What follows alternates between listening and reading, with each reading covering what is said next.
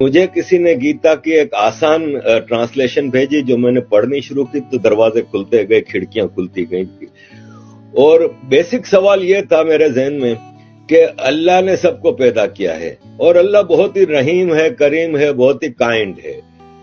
تو پھر میں یہ سوچتا تھا کہ پھر ایک کائنڈ ہے، وہ کہتا ہے کہ جو کلمہ نہیں پڑھتا اس کو میں جہنم کی آگ میں جلاؤں گا. تو میں سوچتا تھا کہ یار میرے بچے ہیں، اگر اس میں سے ایک بچہ میری بات نہیں مانتا تو کیا میں اس کو آگ میں جلا سکتا ہوں؟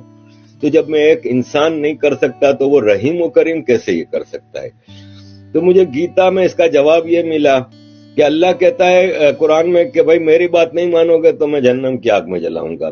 گیتا میں بھگوان کرشن کہتے ہیں ارجن کو کہ میں نے تمہیں سارا گیان دے دیا، ساری باتیں سمجھا دی، اب یہ تم پہ ہے، تم مانو تو مانو، نہیں مانو تو نہیں مانو. اسی طرح قرآن میں ہے کہ آپ صرف ایک اللہ کی عبادت کرو گے، باقی اگر کسی کی عبادت کرو گے تو آپ جہنم میں جاؤ گے. گیتا کہیں آپ کو کنفائن نہیں کرتی کہ آپ صرف کرشن جی کی پوجا کرو گے یا آپ گنپتی جی کی. وہ کارما پہ سارا زور ہے کہ اپنے عمل اچھے بناؤ، انسان، جانور، پھل پھول پودے ہر چیز کا خیال رکھو. اور یہی آج کا سائنٹسٹ کہتا ہے کہ کلائمیٹ کے حوالے سے اور یہ سب چیزیں.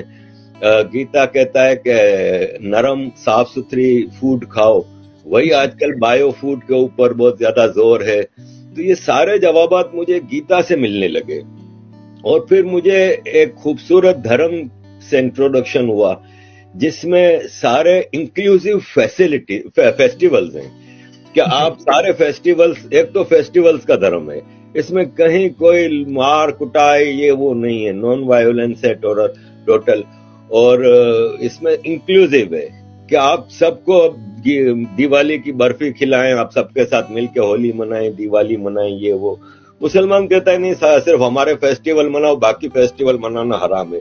اس طرح کی کئی چیزیں مجھے کئی سیکھ ملی جس سے مجھے یہ فیل ہوا کہ یہ جو ہندو دھرم ہے نا، سناتن فلسفی، یہ ایسا نہیں ہے جیسے ابراہمک ریلیجن میں ہے کہ ایک آدمی آتا ہے اور کہتا ہے کہ میں جی ہوں پروفٹ، مجھے اللہ نے بھیجا ہے اور مجھے یہ کتاب دی ہے اور یہ آسمان سے اتری ہے اور یہ رولز آف لائف ہیں، یہ آپ نے ہر حالت میں فالو کرنے اور تلوار کے زور پہ. جبکہ سناتن 50,000 سال کے ایوولوشن سے بنا ہے اور یہ ایک دن میں ایک کتاب میں ایک آدمی نے آ کے نہیں دیا ہے.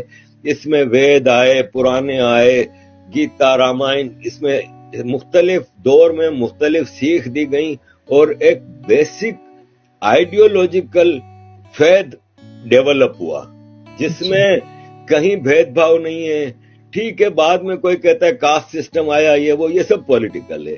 اور یہ جب انویڈرز کا زمانہ تھا، اس میں ان چیزوں کو زیادہ ایکسپلوئٹ کیا گیا تاکہ مالائن کیا جائے ہندوازم کو، اور ابراہمک ریلیجن جنہوں نے یہاں پہ انویژن کیے تھے وہ اپنے آپ کو یہاں پہ فیمس کر سکیں یا ایڈجسٹ کر سکیں یا آکوپائی کر سکیں. تو باقی ادروائز میں نے دیکھا ہے کہ جیسے عورتوں کے حوالے سے سب سے زیادہ مجھے مشکل یہ آتی ہے کہ دیکھیں دنیا کی 50% پاپولیشن ہے نا، وہ عورتیں ہیں، لیڈیز ہیں، فیمیل ہیں، مہیلائیں ہیں. اور اسلام میں کلیئر الفاظ میں، آج صبح ہی میں نے ویڈیو لگائی ہے کہ کلیئر الفاظ میں کہا ہے کہ عورت ہے نا وہ مرد کی غلام ہے، اور مرد جس وقت جیسی بھی حالت ہو عورت کی وہ بلائے تو عورت اس کو اوبے کرے. اور ایک طرف کہا جاتا ہے کہ اسلام نے عورت کو اتنا بڑا درجہ دیا کہ اس کے پاؤں کے نیچے جنت رکھ دی، لیکن وہی ماں اپنے شوہر سے کے ہاتھوں پٹتی رہتی ہے، وہی ماں اپنے بیٹے کی اجازت کے بغیر گھر سے باہر قدم نہیں رکھ سکتی. وراثت میں آدھا حصہ، گواہی آدھی.